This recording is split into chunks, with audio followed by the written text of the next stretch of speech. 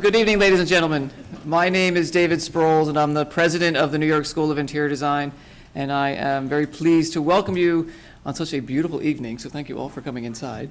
But welcome to tonight's lecture, our panel discussion on Eileen Gray, Why Now? I'm also pleased to say that the panel was put together by Daniella Ohad, who is, as many of you know, a very well-known design historian, educator, writer, and critic on 20th century design and contemporary design. I'm also pleased to say that Daniella is on our faculty as well, teaching a series of courses called Collecting Design, which focuses on the collecting of modern and contemporary design in international marketplaces.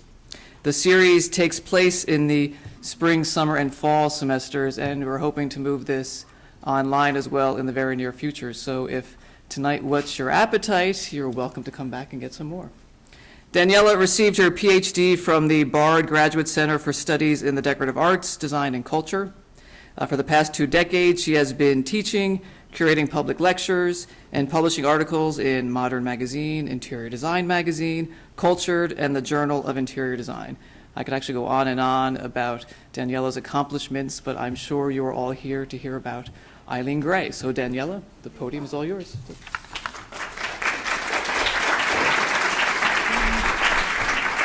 Thank you, David. It's a beautiful night, and we're going to talk about a beautiful woman who did beautiful buildings and beautiful furniture. Her life spanned the formative years of the 20th century. She had witnessed and contributed to the phenomenal advances and transformations in art design and architecture that came to shape that century. Eileen Gray was born in Ireland to an Anglo-Irish aristocratic family and moved to Paris when she was 24. She developed an expertise in the art of lacquer. She was quickly discovered by French couturier and collector Jacques Doucet, who was seeking for young talents when creating his legendary home. And for his Temple of Art, Gray created some of the most memorable and breathtaking furniture of that period, including the, oh my God, John, can I get the clicker? Okay, so here, that's Jacques Doucet home. And some of the furniture she created for him, and that's including the Lotus table. Gray had been particularly known for furniture in lacquer that she created during the teens and 20s, and which she sold in her Parisian shop, Jean de Serre. That's the shop. She was also known for E1027 and its furnishings, built in the late 20s for architect and critic Jean Badovici in the French Riviera. But Eileen Gray was largely forgotten and overlooked by those early pioneers writing the history and historiography of modern design. This changed when an article by architectural critic and historian Joseph Reichert was published in Domus magazine in 1968. That's one of the pictures from that article. It was this article and the one he published later in Perspecta, which came to mark a turning point in the rediscovery and recognition of Gray, who was 90 years old when this article was published. It generated interest in her work. She began making furniture for new clients. She was 90. And several exhibitions of her work were mounted in Europe and in the US in the 70s before she died in 1976.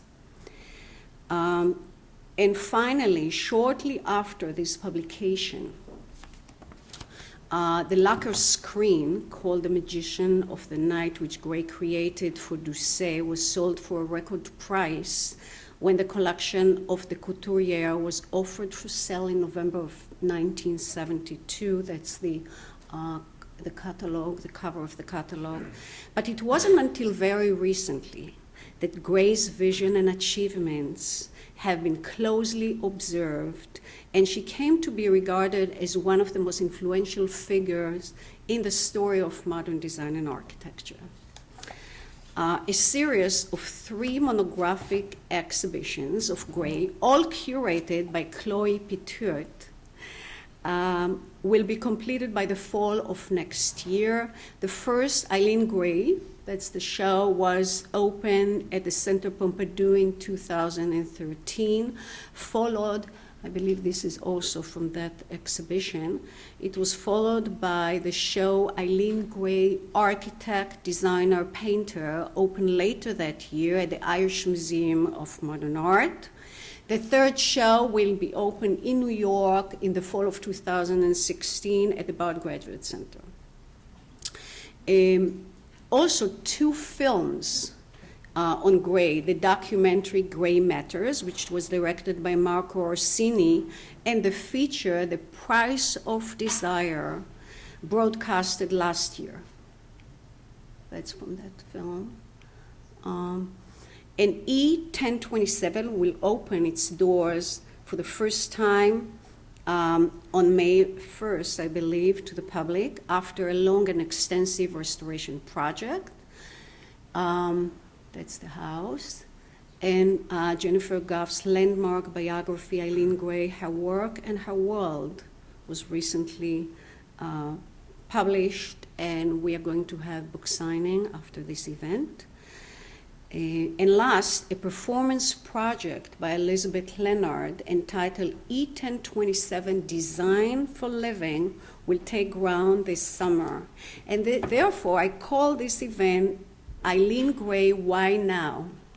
To explore the sudden interest in the woman who is perceived today as one of the most influential and important designers of the 20th century. And I would like to invite our guest to the stage, Jennifer Goff, curator of furniture, silver, and the Eileen Gray collection at the National Museum of Ireland, recognized as one of the world's leading experts on Gray's legacy. Jennifer, thanks for being here with us. And I know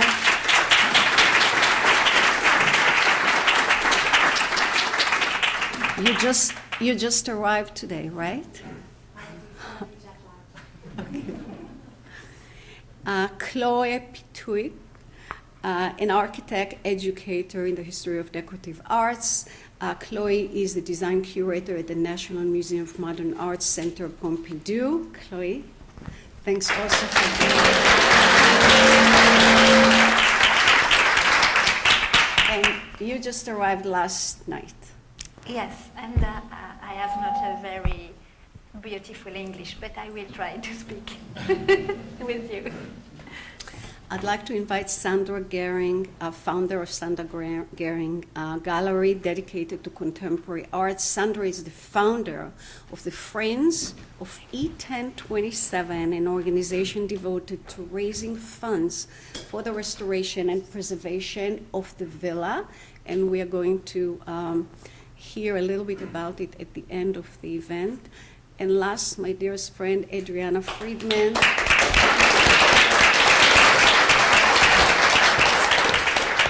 Adriana is a director of the famous De Lorenzo Gallery and considered an industry expert and leading dealer of French Art Deco. She has dealt with extraordinary large number of furniture by Eileen Gray.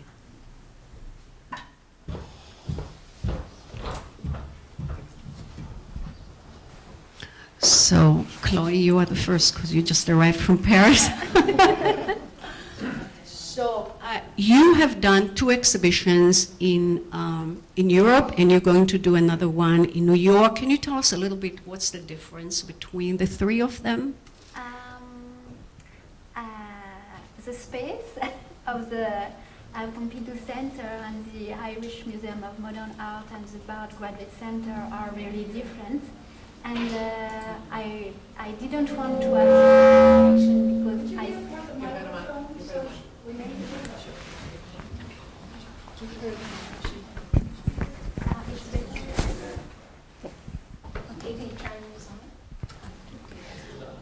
They're on. Are they on? Is it better? Yes. So I said that spaces are different in Pompidou Centre, at the Irish Museum of Modern Art in Dublin, and here in New York at the Bard Graduate Centre. So I wanted to imagine three different exhibitions, but the vision I wanted to give on Eileen Gray was Eileen Gray, painter, architect, designer, and before the exhibition at the Pompidou Centre, we thought only about Eileen Gray, architect, and Eileen Gray, designer. But after researches, I think she is a global artist, and she begins with pictures. So with painter, I like a painter, and the history of art wanted to keep only a part of Eileen Gray's career, only architecture and design. But I think that there is other thing very interesting, photographies and painting. So I want to develop this way, and I think in the Bard Graduate Centre we will have a decorative art part and a modernism part, but everything will be mixed with paintings and photographies. Thank you. That's another picture from the exhibition. Jennifer, your book you can't put down, and it's not only this, but it's a book that you really want to go back to it over and over again. I want to ask you, what do you think Eileen Gray's most important contribution was, and whether she was really influential? She was important, but the question is whether she was influential. Thank you for the very kind comments about the book. I say that either it's a good doorstopper, it'll put you to sleep, or you might enjoy it. For me, Eileen Gray was an exceedingly influential woman. At the age of 98 years of age when she died in 1976, if you look at the longevity of her career, from the start as a painter, as an artist, as a craftswoman, as a lacquer artist, as a furniture designer in novel materials and medium, as a self-taught architect, as a photographer, she was literally, for me, and I hope for other people here, would consider her a modern-day Renaissance woman. And at 98 years of age, she witnessed every different stage of the design movements that were key to the 20th century, not just in furniture design, in photography, but also in architecture. And Sandra, I think that works, the one you have. You do? Yeah. Can you hear me? No? So next month, E1027 is going to open to the public for the first time. Yes. It's been a while. I know it was supposed to be open already 2 years ago. Yes. How did you get involved with this project? In 1998, I went to the studio of a young artist in Brooklyn, and she had Peter Adams' book at that time in her studio, and it was the biography of Eileen Gray. And I saw it, and I said, "What's that?" I was supposed to be looking at her work, but somehow I was drawn to that book. And she said, "Oh, you don't know about Eileen Gray?"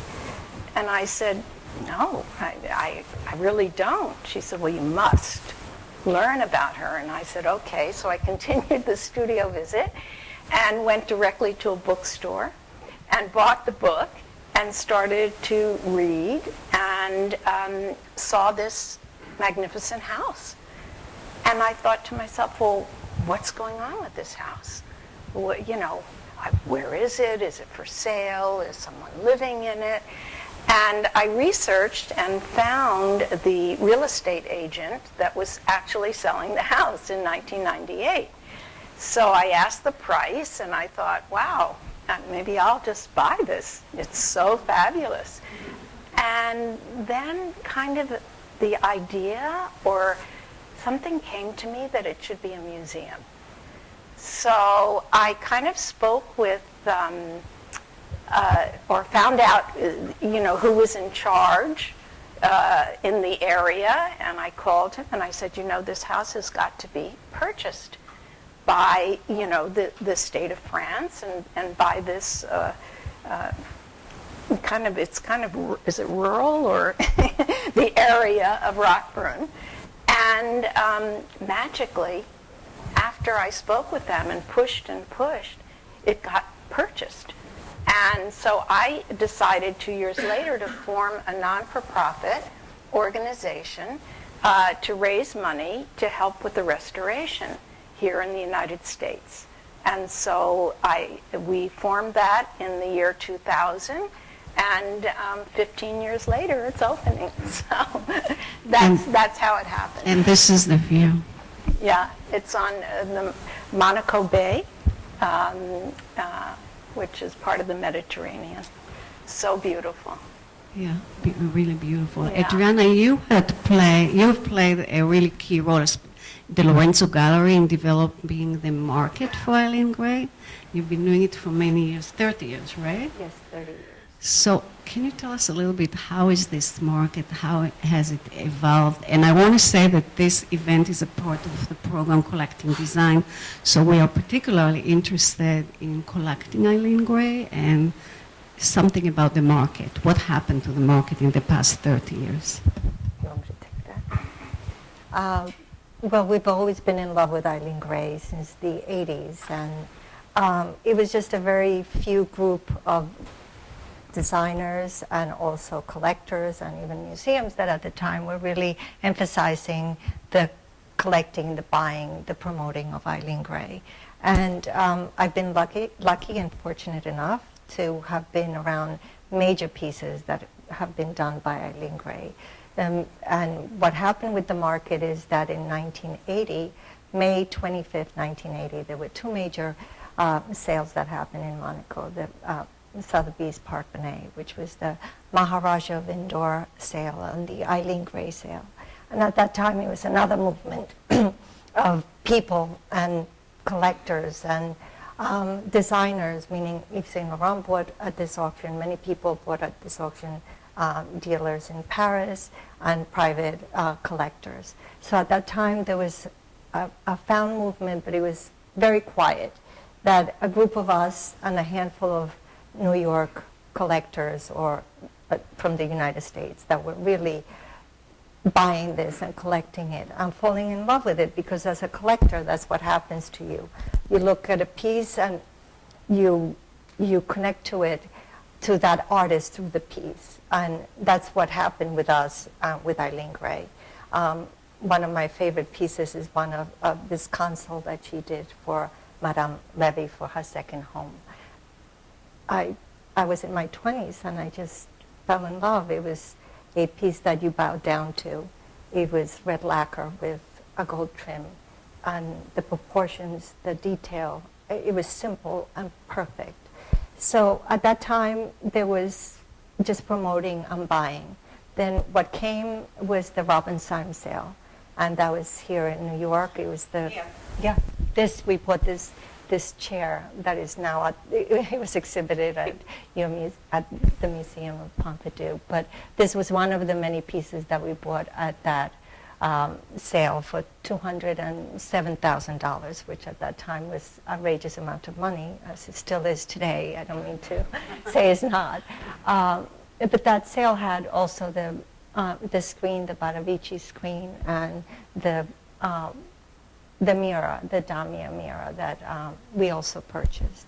So at that time, the thought was that no matter what was coming up, we were going to be buying it. We were going to collect it, and many pieces. You first, as a dealer, I believe, all of us as dealers end up in this field because of the love of the art.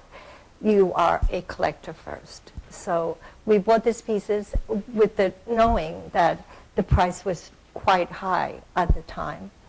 And we kept collecting, we kept buying, we kept promoting and selling to clients. And the biggest sale was obviously the one that just happened, the Yves Saint Laurent sale. And get to that. Yes. So that has been sort of the progression of what has happened with us and the market. So, Chloe, this is Eileen Gray. How old was she when this picture was taken? So I think it was at the end of her life. She died in, she was 98 years old, so maybe 2 years before. And there was a film in the exhibition, and in this film we could see Eileen Gray, and she's making some models, and she's 95 years old. So what is so incredible with this woman, it's year after year, she was every time in the present, and she was every day turned with the future, and she wanted only to see beautiful things and what she could do new for the future. And she lived during two wars, the first war and the second war, and it was really difficult for her because she was a woman alone in France, but she was Irish, and I think she had a very difficult life, but she said that it was in the difficulties and in the very bad moment that she could take the motivation and the energy to do the things. So what do you think, how did this happen that by the 60s she was completely forgotten, whereas other figures, her contemporaries, were held as the fathers of the modern movement, and she was completely forgotten? And I wonder whether it's because of her personality. She was shy, she was modest, she was never really looking for fame. Is that the reason, you think? I think, yes, there is I think a lot of reasons. It was after the Second War, and at this time she was around between 70 and 80 years old, and she was living in Paris and Le Pérou. She was doing a new. So just after the war, she was living in Tempe Apaya, and this house was destroyed during the war. So she decided to rebuild it. So she was in this project of her own house, and she wasn't with the journalist or in Paris. She was in the south of the France. And after, she decided to sell this house. And Badovici died in 56. And I think at this moment it was really difficult for her, and she wanted to be, I think, alone and to be only with herself. And she decided to build another house, cabanon, I don't know in English, but a house for herself in the landscape in the south of the France. And at this moment she was only in this house, and she was doing the landscape, and I think Jennifer Goff could speak very well about this project of architecture and landscape. And we need to understand that Eileen Gray at the beginning was a painter, so she was doing painting on 2 dimensions, and after painting begins carpets and a panel of lacquer, and after this panel of lacquer begins screens, and after she decided to do pieces of furniture, and she approached the 3rd dimension, and after architecture, and after landscape. So it's a progression in the researcher of design and architecture, and it's not a public. She didn't want to be a public woman, in fact, and she wanted only to let her work and not her life and her personality to the public. Yeah, and not only this, Jennifer, but she destroyed her papers. But in the year 2000, the National Museum of Ireland purchased the contents of her apartment. Can you tell us a little bit about how did this happen and what these archives contain? The archives that were acquired by the National Museum in 2000 came from Prunella Clough through to Peter Adam, and then the museum purchased over from 2000 through to 2004 3 separate collections And the material, there is more material, we do know that now, but the material kind of pertained, it crossed all aspects of her career. So everything from not really the incredible lacquer pieces, we'd be so lucky. As I say to anybody, if any of you find a lacquer piece by Eileen Gray in your attic, please let us know. Let me know. Especially when it goes for prices at auction. But it pertained to her early life. There was an awful lot of family memorabilia. There were architectural, her work portfolios. So it was work that she felt very proud of. There was furniture drawings, large number of carpet gouaches and carpet templates, architectural plans and drawings. And it's a very personal collection. It's the material that she ultimately ended up not really throwing out. I think thankfully there were people that when she instructed material to be thrown away that they didn't. Louise Dane didn't throw away, who was Eileen Gray's I don't want to say maid, she was her live-in housekeeper, and they were also good friends. And Louise didn't throw out everything either, and nor did Prunella.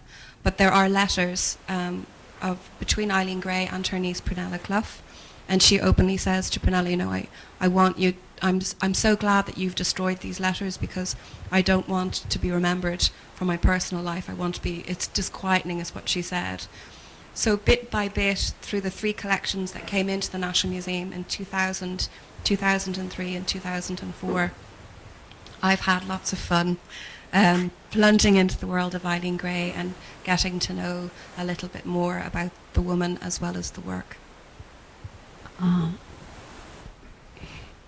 want to ask you, Sandra, Eileen Gray said about furniture in E1027, she said that the furniture, even furnishings, should lose their individuality by blending in with architectural ensemble.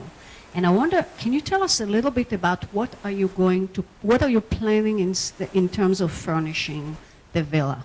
What is happening? Sorry, that's not it. It is our plan to have the house exactly as she left it in 1929. Like this? Yes.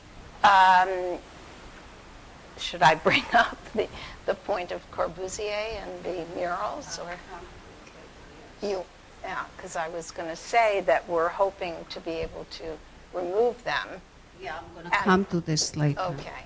Yeah, but I wonder, are you planning to have rugs and Yes. furniture? Yes, exactly the way that it was left when she left it in 29, I believe.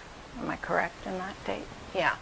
So, and most of the furniture has been put back, at least I believe in the living room area.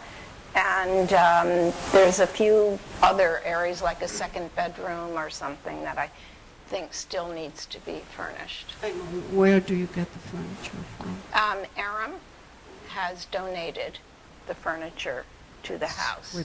That's like reproduction of Eileen Gray's He furniture. has a design shop and owns the rights to the furniture, I believe. Okay. And this is a totally different interior. I think it's truly one of the most magical space in the 20th century, to me at least. I think it's so breathtaking. And it was, Eileen Gray did furniture for Madame Lévy in 1921, and then when she moved to a different apartment, she added more furniture, and that's, I believe, the new apartment. And one of the pieces that she did was this chair that we see. It's called the dragon chair. And Adriana, this dragon chair was a part of the Yves Saint Laurent collection. Here we see it here in the Yves Saint Laurent home. And when his collection was sold by Christie's in Paris in 2009, it fetched $28 million. And I want to ask how the highest price ever paid for any 20th century piece of furniture. And I want to ask you, how did this sale come to affect the recognition, the market in general? Well, I just want to touch on a few points, meaning that you have to remember that it was 2008 when the market crashed. So a lot of us were quite worried about the fact that there was high estimates for all of the pieces of 20th century decorative arts in the Yves Saint Laurent sale. I even sent a letter to Berger saying, please consider the fact that it's 2008, we want pieces to sell, etc.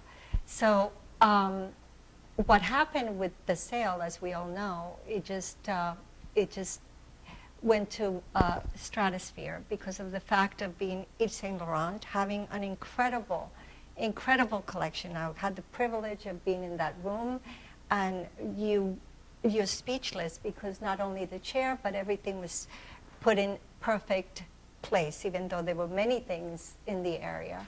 And he was a designer. He knew proportion. He knew art, and he met and bought things from Eileen Gray. So this piece was just the ultimate, and all of us wanted it. I was convinced we were going to buy it. We had a very large budget for it. We wanted it, but my paddle didn't even go up at the time. And it was not the only piece of Eileen Gray. There were other pieces that, a table, $3 million, the ceiling fixture, $4 million. So it was all in that price range. And what is amazing is there was a satellite ceiling fixture that was in the sale that when I believe 3 or 4, a gorgeous fixture, but in 1980, that same fixture sold for $32,500.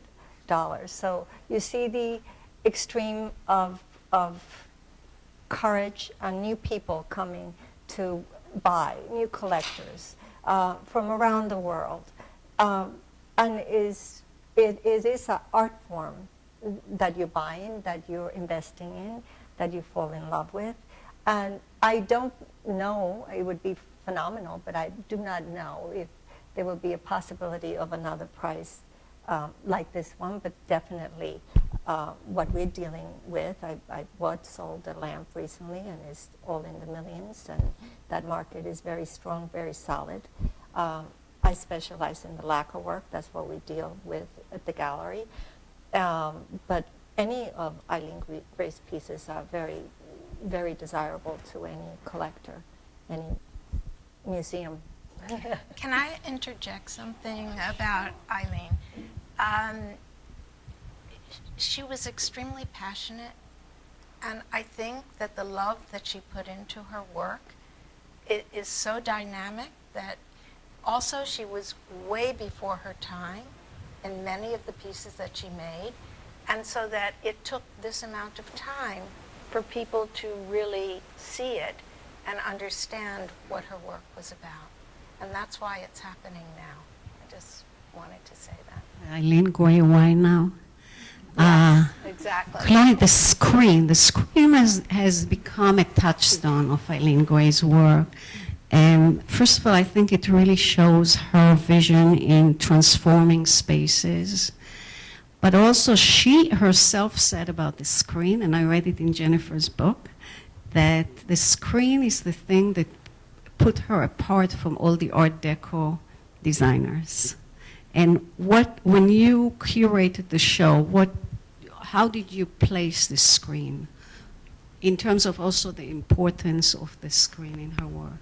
I think it's a very important piece of furniture in the career of Eileen Gray, because we could think that it's a decorative art piece, but I think it's the beginning. It's the I don't know the term in Form. When you go in a new period. I think she is a transition with the modernism, because you have the lacquer. It's a really decorative art material, but this not only the form but the meaning of this screen for me is a new vision, and it's not only a decorative piece of furniture, not only to decorate the space, but it's to separate and to what is very interesting in this piece, it's that this screen could separate two spaces, but it could réunir, bring together two spaces too. And I think this piece is really the vision and the meaning of Eileen Gray. It's not simple. It's every time like a spiritual piece with two function and other function. And I hope we will have maybe 4 screens, brick screens in the exhibition in New York in 4 versions. One in wood, another wood with lacquer, and 2 black, one white, and maybe one red, to explain the way of Eileen Gray between 1919 and to the beginning of the 60s, because she did from the beginning to the end screens, and we will show all the screens, maybe 7 or 8 screens. And also, Jennifer, it wasn't the screen a way that she really experimented with materials? Because you said she tried to do a screen with triangular, and then you said that she also did a screen in glass. She wanted to do a screen in glass. This is the screen. And then she also did screen in lacquer, of course, and then in cork and in plastic. Yes. Well, we have in the collection in the museum, there are models for different screens. So with the block screen at one stage, instead of just having the square bricks, she was also at one point looking to do triangles. So it was interesting. It never completely developed. And then there was another model that's done in glass that she had painted black.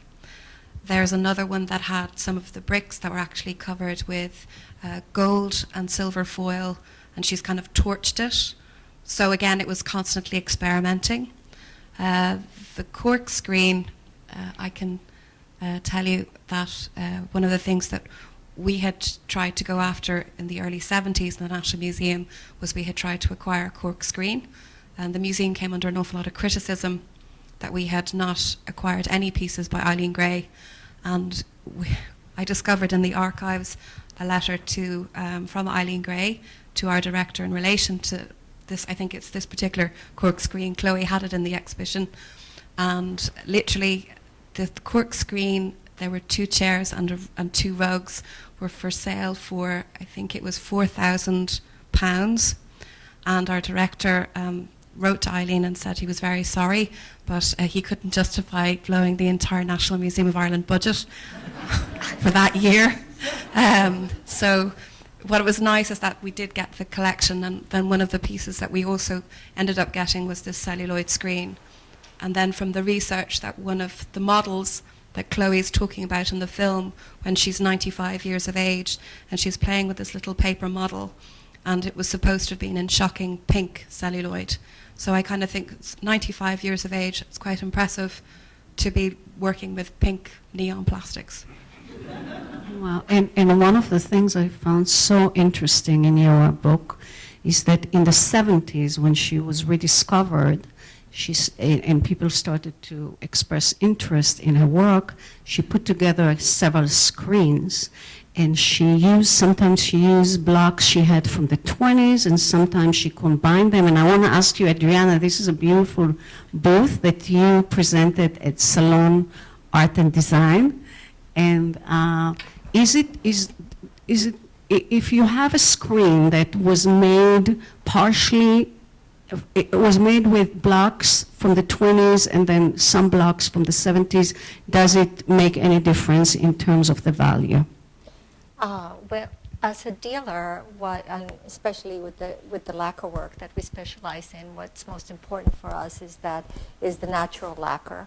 But with that said, I mean, these were assembled and still handheld, as I would say, meaning the ones that she created in the 70s, because she was very involved, from what I read in your book, with knowing what was going. She was disappointed that there was not the natural lacquer available.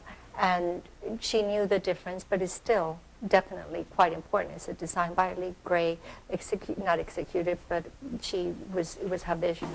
But as dealers, yes, we prefer to have the original design. Are there only about 10 of them? I think that's what you said in the book. She said in the letter, she said that there were 10 screens that she had made. But then she said there was a number done in white and a number done in black, but then the red brick screen was produced after. So there's obviously 11.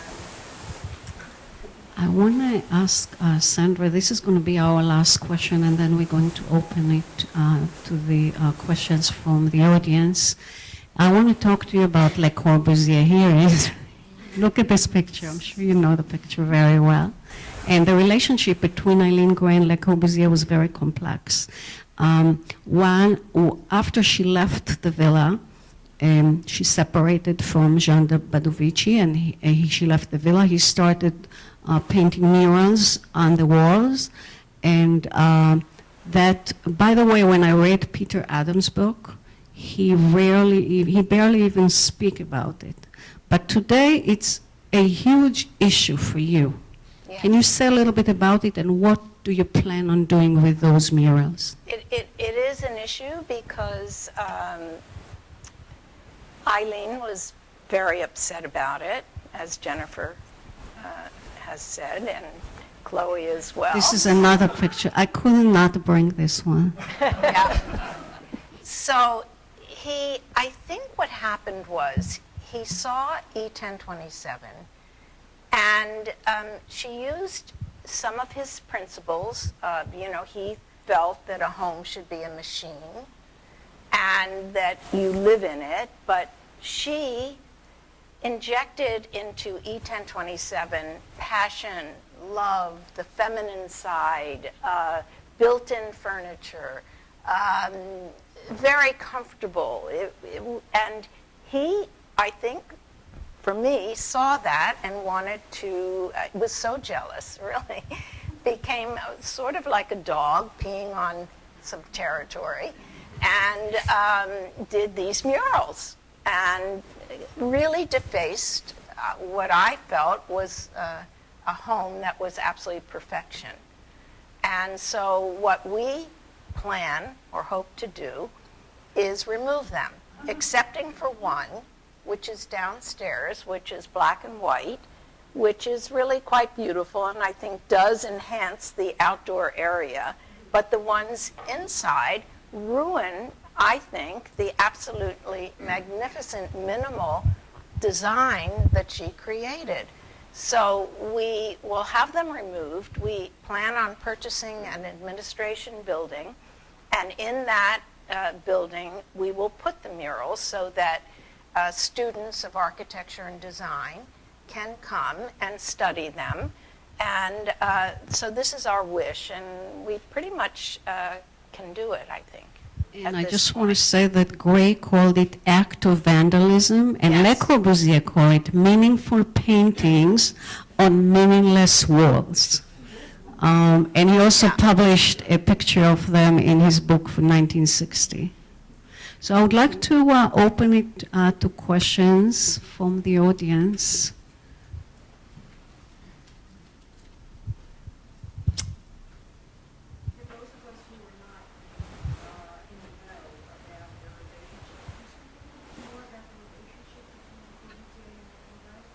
To say more about the relationship, Jennifer, can you please? Do we want? Like, maybe we are studying this part of the history, in fact, and I found 2 years ago a new house, maybe built by Eileen Gray and Jean Badovici in Vézelay. And Jean Badovici came at the beginning of the 20s in Vézelay, in the center of the France. And here he decided with Zervos, who was director of a review in France, to build a community of artists And Fernand Léger and Le Corbusier came after to do some murals. So we have one murals of Le Corbusier in a Badovici house in Vézelay, and another mural by Fernand Léger. And I think after Jean Badovici and Le Corbusier was really friend for a long time. And during the Second War, Le Corbusier asked to Jean Badovici to keep her wife and to go with her to protect her. So it's to explain how they was very close. And at the beginning of the middle of the 30s, Le Corbusier asked to Jean Badovici to do the murals, and the house is not the Eileen Gray's house. She designed the house with Jean Badovici, but this house was never the house of Eileen Gray. So I think we need to explore the role of Jean Badovici, and I think it's too complex maybe, and I don't want to say that there is a war between Le Corbusier and Eileen Gray. I think it's we need to plonger, to go inside the context of the 30s. And in France at this moment, everybody in the modernism want to mix arts and paintings and architecture. And for example, Fernand Léger write a book on this subject. So we want to explore with Jennifer this period and the role of Jean Badovici, I think. And Jennifer, Le Corbusier tried to buy E1027, did he? He did try to buy E1027, but in the context that he was trying to preserve the murals. But I also believe that he was also trying to preserve the furnishings and furniture as well that Eileen Gray had designed. And he did write to her and said to her that he was, in admiration of what she had achieved with the interior of the house. But it's also too that Eileen had said that architecture must be its own decoration. So if you look at any of the interiors that Gray had done, there aren't garish artworks. Maybe I shouldn't say that. That's Le Corbusier bashing. Sorry, because I am a pro Le Corbusier. But there weren't. His murals were very loud and were very, very colourful, except for the black and white one that's on outside, which is actually quite sexually explicit. Very beautiful. And the murals, when he came in between 1938 to 39, there's a lot of different publications about it. There's an awful lot of different points of view. Each of them are valid. I don't think there's any one particular person who has. We all give different points of view. I've just given my own for what I've come from my research. But the murals, without a shadow of a doubt, break up the architectural simplicity of the interior and what she was trying to achieve in the house. And it wasn't just Le Corbusier who completely ignored that fact. It was also Jean Badovici. So as Chloe has said, that they're both guilty culprits in the whole story. I'm curious about Jean Dunant and his lacquer and whether she had an influence on him. Maybe you would know, because I think she came first. His work was so magnificent as well. Well, they Inspired her. they work with the same Japanese designer, Sowagara. Yes, and they both were students of this Japanese lacquerers that really had the technique that went back from the ancient of having 40 coats of lacquer that had to be done under full moon in a very damp area, where if something changed, then it would curve. So they had to do it from the front and the back. This is one of the fascinations with the lacquer work, which is the fact that it is incredibly durable. Most people may think that is the opposite, but my experience on dealing with the lacquer work is actually the most durable of all surfaces. and they had to use specific diver's hair in order to use the brush. So it was a painstaking process. Not only that, it was also very toxic. So I know that Eileen Gray ended up with rashes all over her hand because at first she was literally creating it, doing it in her home, her bathroom, her kitchen. And the same with Jean Dunant. He was just totally in love with the lacquer work and liked to experiment. And they both tried to get different colors and pigments to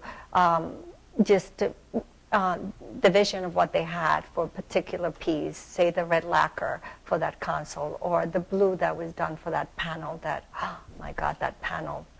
But yes, is the panel, is it the with the lotus flower? Oh my God, that panel. You have to see it. Collaborate, or did they compete? I guess that's I think they had a lot of respect for each other from what I, yes. But no, they never not really a collaborated. collaboration. But Yes. I think there is one question here, last One, yeah. Yeah, I wanted, do you have any images of her paintings? No? And then I have another question about the furniture. Are they done in editions? Or were they manufactured? I don't know. At the time. Different pieces of her, yeah. No, yeah. The particularity of Eileen Gray is that she was a craft woman. She didn't.